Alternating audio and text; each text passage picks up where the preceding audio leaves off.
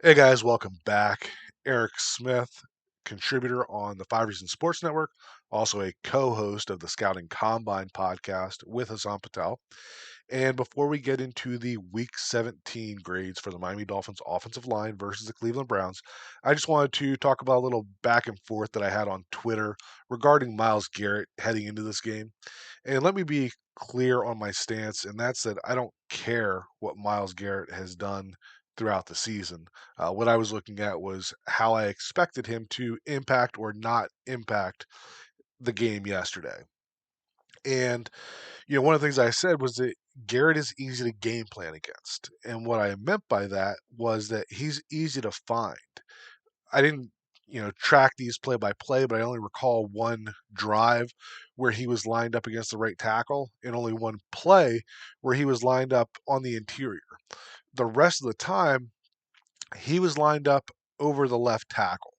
So from that perspective, he was easier to game plan against than somebody like a Nick Bosa that moves around the defense. He could be left or right side, not just from drive to drive, but from play to play. So you really never know where he is, and I feel like that's more difficult to game plan against. And Garrett's impact did show up. Because he was so easy to find, he was so easy to send the help to the left side. You'll see it with the right side grades. But in terms of his overall impact on the game, I just didn't feel like that was there. And another thing that I had mentioned was the effort that I felt that Garrett was giving. At this point in the season, I feel like he's doing more stat chasing than just all out effort every single play. And I still stand by that. He had some good plays versus the Dolphins, but, when you talk about a player of his caliber, that's somebody that's capable of taking over the game, both in the pass and the run game. And we didn't see that from Garrett. So, like I said, just a quick touch point on that, just saying that I still stand by my stance that heading into this game, I really didn't expect Myles Garrett to be a major factor in this game. And I feel like that's still a true statement as we're sitting here reviewing the game that, his presence in the game did not have a big impact on the overall result. All right, so as we get into the grading for this game, you can see on the screen here that we have the same stuff that we do every week, which is all of the players that played in this game on the offensive line. They are listed in the order that they appeared in the game if there are multiple players, and in parentheses for each of them, as well as for the overall grade, is going to be their average for the season. The grade for yesterday's game came in at an 8.18.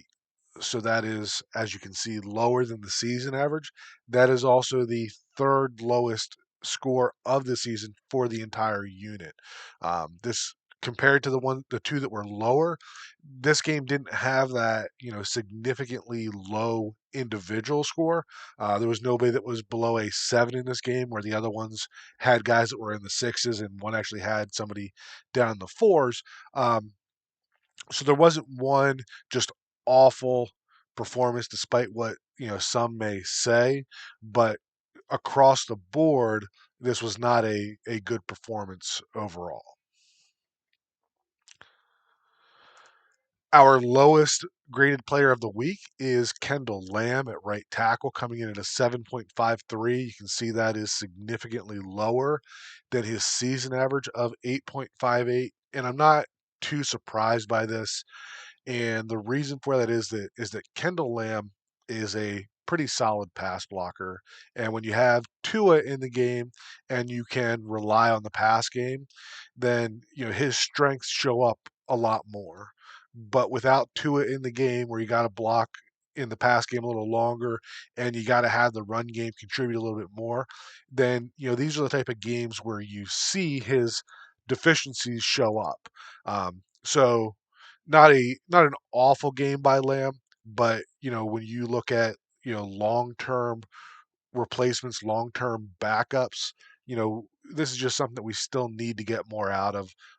There was mention on Twitter about the drop off from Jackson to Lamb, and that's a massive drop off, and there's a lot of room in the middle there.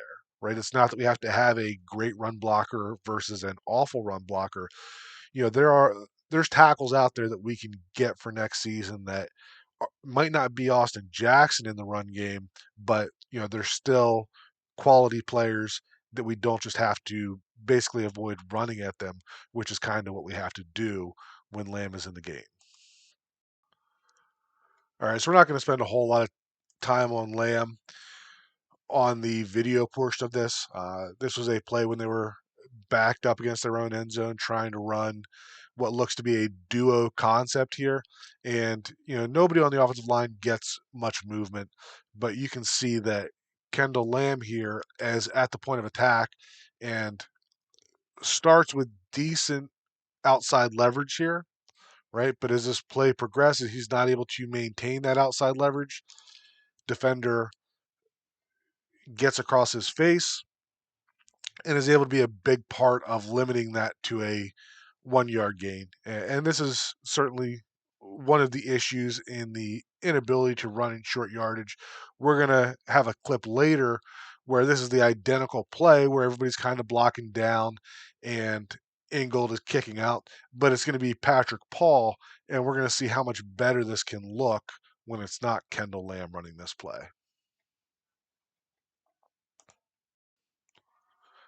All right, before we talk about the right guard grades, let's have a quick talk about the grading system that I use.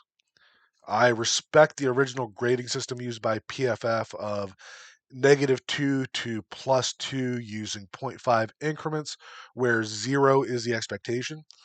But without knowing the assignments and technique, I feel like there's a lot of subjectivity that comes into that depending on who's doing the grading.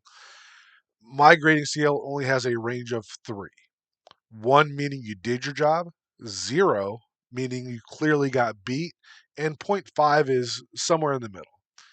I like the simplicity, so I'm not sitting here agonizing over whether a good block is a 0, a point 0.5, or a +1. So understanding that, my grading system is not going to line up with others. If you're trying to do an apples to apples comparison, it's just not going to work. For me, I guess I look at it like the old Vin Diesel quote from Fast and Furious, where he says it doesn't matter if you win by an inch or a mile, winning's winning. So I'll highlight some of those when there's really good plays, but there's not any extra credit when it comes to the grade. You still just did your job. And that applies to the other side too, the bad ones. And it's really relevant to the guards this week that you understand how that grading works. All right, so I'm going to show both of the grades at once, which I don't usually do, but I want to be able to talk about both of them before we get into the film for both of them. So Liam Eichenberg had the worst single play loss by an offensive lineman this week, and it's really not even close. I put it on Twitter, and it's gotten a ton of views already.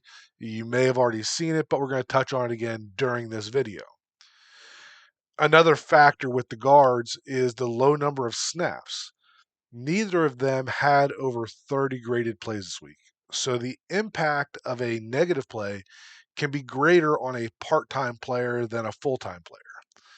In the end, when we look at it over the span of multiple games or the season, I think it all balances out pretty well to show an overall picture, but the game-to-game view can be flawed for part-time players.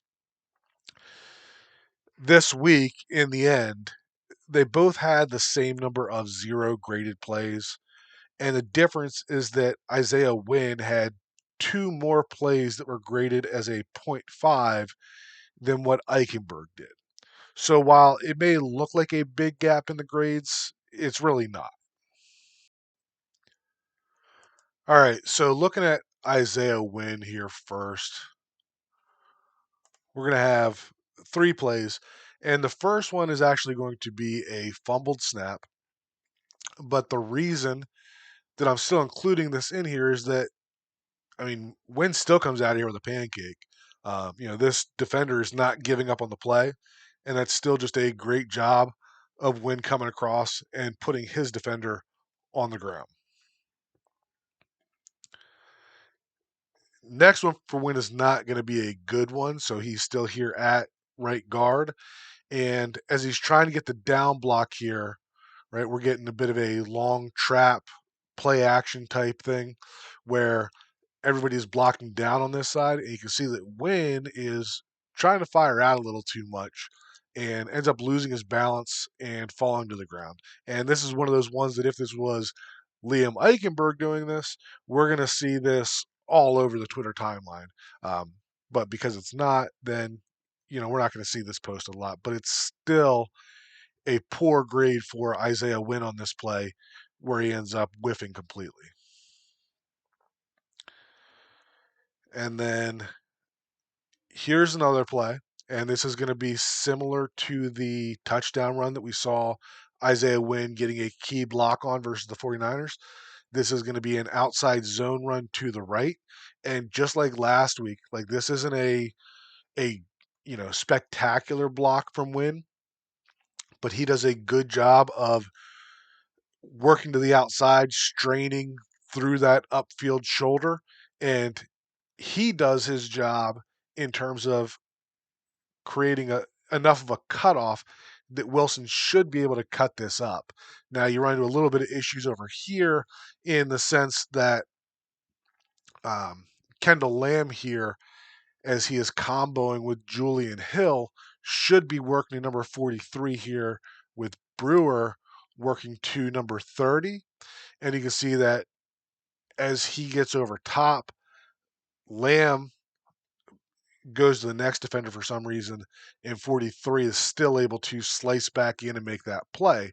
Had Kendall Lamm continued to 43 and Brewer gets the block on 30, right? Then we're looking at Wilson getting vertical here and getting 5+ yards. But like I said, I had this on here because of Wynn, because I did feel that this was a good outside zone block, and we're going to see one from Eichenberg here in a couple of clips that is pretty much the opposite of this. All right, on to the two that I have for Eichenberg, also at right guard here. So this is just going to be a pass blocking snap where, and we know that Eichenberg does not have the best anchor, right? Everything gets picked up pretty decently from a protection perspective, right? You got 3 versus 3 over here, 2 versus 2, and then Wilson's got the linebacker here. So Eichenberg does a good job of letting the backer come to the middle because it's a man protection, right? Solid here, but feet just aren't great, and he's not able to reset that anchor, gives up the pressure. Huntley's able to escape and, you know, do whatever this is here at the end. Um, I don't even know how the hell you describe that. But the reason that he had to leave that pocket this time was because Eichenberg was not able to maintain the integrity of the pocket. And then last one for Eichenberg, again, right guard. We saw Isaiah Wynn blocking outside zone to the right and doing pretty well at that. And this is going to be the complete opposite. I guess in a sense you could say that, maybe he got his feet tangled up with Alec Ingold, but at the same time, if you're a little more physical here and you're able to create a little bit of push there, then you're not ended up on your ass again, which unfortunately Eichenberg does a lot. This is a really ugly look. The problem is that, even though Eichenberg has the same or maybe even less than some players in terms of negatively graded snaps, you get these ones that are just flat out ugly, very visible on the on the broadcast, and I don't have an answer as to how Liam Eichenberg continuously ends up in those positions more so than other players. All right, so as we talk about these overall grades, like I said, Wynn had a couple more half point snaps than what Eichenberg did. But my opinion has not changed from last week, and that is that I would still be starting Isaiah Wynn over Liam Eichenberg, even though you've got maybe a couple more half point grades. This is where even my grades need some context that, a 0 from Wynn, right, is not the same as a 0 from Eichenberg in this game. So even though, when you count up the scores, Eichenberg is still slightly ahead, doesn't just mean it's a blanket statement that Eichenberg played a better game than Wynn. I think that it was a much closer game in terms of the grades, that neither of them were outstanding. Um, but I also feel like, when we're trying to rank these guards and decide which two should be in the lineup, right now for me, it is clearly Rob Jones and Isaiah Wynn that should be the starters on this line. All right, so like I said, when you look at the right side of the line, you can see that those grades are a little lower. We go from lowest grade to highest grade, and all three of the lowest grades this week were on the right side of the line. Those players were left in some 1v1 situations a little more this week than they may have in other weeks, just because of the attention that Garrett was getting. But none of these grades were just flat out awful. Our next lowest graded player was Teron Armstead, coming in at an 8.34, solid grade, not quite up to his normal standard. He left the game just before halftime with a knee injury again. I don't have any video for Teron Armstead this week, but wanted to touch on the quote from McDaniel last week during the press conference, saying that he would like to have Teron Armstead back. That question was asked in a way that I don't know how else you expected McDaniel to answer that in the moment. When you look at who Armstead is when he's on the field, you'd be a fool to not want to have Armstead back. But as we've seen over the last 3 years, that's just not something you can depend on. And that, he is someone that we needed back in 2022 to start to implement this system and to kind of be a coach on the field. But at this point in the rebuild, you know, we just can't continue to afford having the unavailability at the tackle position. If this offensive line is going to stabilize, we need to find two offensive tackles that are going to be able to stay on the field. And we have one of those in our second round pick that we drafted to take over for Armstead. So even though McDaniel said that he would want to have Armstead back, I don't take that as a ringing endorsement that McDaniel is going to walk up to Stephen Ross's office and demand that. I think that was just the answer that any coach would have given in the moment there.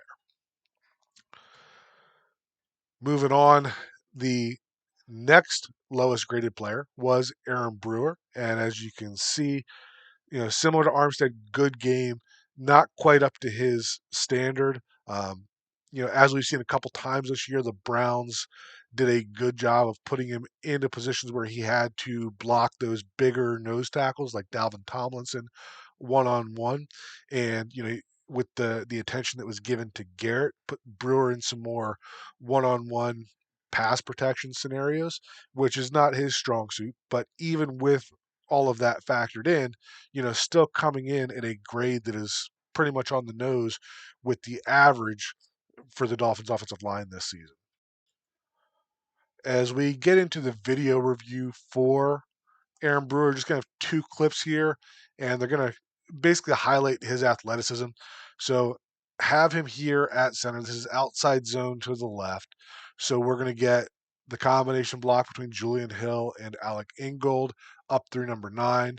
You've got Teron Armstead and Rob Jones working up through the combo block to 43. And they're asking Aaron Brewer to get around and cut off that middle linebacker. And this isn't the worst angle that Brewers had to deal with, but when you look at that ability to, in 5, 6 steps, he is on that linebacker. He already has leverage on him, right? And just the veteran savvy there to get that hand right around. We'll slow it down here, right? As he's getting up to that second level, right? Not in great position here, but the way that these veteran offensive linemen understand how to do it, this right hand, right, hooks around that backside just enough to pull Brewer into position, right? And then he releases quick enough that you're not going to get called for a hold there. And then he follows that up just by looking like a pass protection here, right? Now you're in position, just setting the anchor, creating that lane for the running back to get through. So this, I don't know, maybe it doesn't look that impressive, but you're not going to find a ton of centers in the NFL that can climb to that second level and be able to just completely win leverage and stalemate that linebacker to open up that lane. And then the next one here, so this is going to be a screen to the right side. This is one that I don't think really showed up well on the broadcast, right? But as you look at Brewer getting out here, and we talk about Ingold a lot in the sense of a fixer in the run game. And that's kind of what you see here. As Brewer's getting out here, he doesn't necessarily have a assignment that's lining up for him in the screen game because you've got a couple of guys out here that are lining everybody up, right? But as Brewer's getting around, he can see that Smythe does not have great leverage on there, right? And, you know, I believe that this was a very intentional way to carry out this block. Whereas, right, in this position, if Brewer leans down and puts his hands on that defender, that's going to, have a high likelihood of being called as a block in the back. But, basically by running his knees through that player's side, you're never going to get called for a illegal block in the back on that, but you're still going to very effectively take that player out of the play. So just one of those things that I think is really high level stuff from Brewer that may not show up in some of the other reviews that you watch. All right, coming back over to our grades, our next player is going to be Patrick Paul, coming in at an 8.44. And Patrick Paul obviously got a good bit of help against uh, Myles Garrett. And, he wasn't asked to do a ton of stuff. But, like we've talked about in the past, these grades are not sitting here projecting what he could do if he was asked to line up against Myles Garrett 1v1 the entire day. These grades are about how well did the player carry out the ask that he was given from the offense. And in this game, Patrick Paul did a very good job of doing exactly what the offense asked of him. All right, so I've only got one here for Patrick Paul, line up here on the left side. And we kind of touched on this earlier talking about Kendall Lamm. But this is going to be a duo type look where everybody is blocking down, Ingle is kicking out. And we saw earlier in the rep with Lamb that he was not able to get movement here. And here you can see the opposite of that, right? That player is starting, 3-4 yards outside of the hash marks here. And when they finish, right now he's standing on the hash mark. And this isn't just a huge pancake block. This isn't going to be a, +2 type play when you look at PFF, right? But this is still where you can see the difference between a player like Lamb and a player like Paul. Now, the Austin Jackson might be the guy that's, sending this guy to the other hash, right? But this is the middle ground here where this is a good rep that is opening up a nice wide lane here,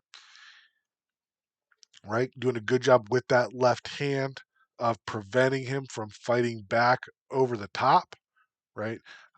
I think that there is still some improvements to have with Paul, but the upside that he has shown in the opportunities that he's gotten this year, for me, he is the left tackle next year, whether Armstead wants to return or not. If Armstead wants to play, I would let him go play somewhere else, and I would start the Patrick Paul era starting in 2025.